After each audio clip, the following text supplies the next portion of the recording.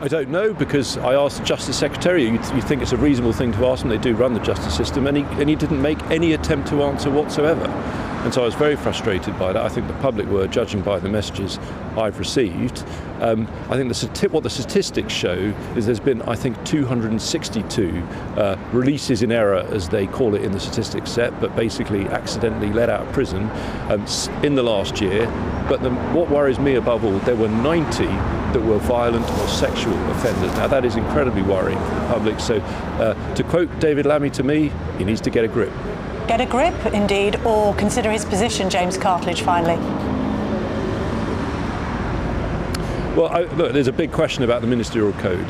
As a minister, David Lammy is duty-bound to be transparent with Parliament.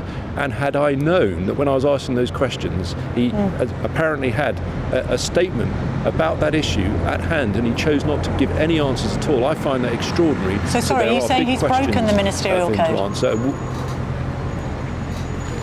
I certainly think there's a big question for him to answer, and when Parliament returns this week, on Tuesday, we'll have justice questions and hopefully other opportunities to hold him to account, because my final point is we then requested to him to come back to Parliament later in the day. I don't know if you saw this, I did a point of order, yes. Colleagues did points of order.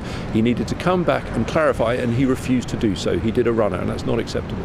OK, thank you very much indeed.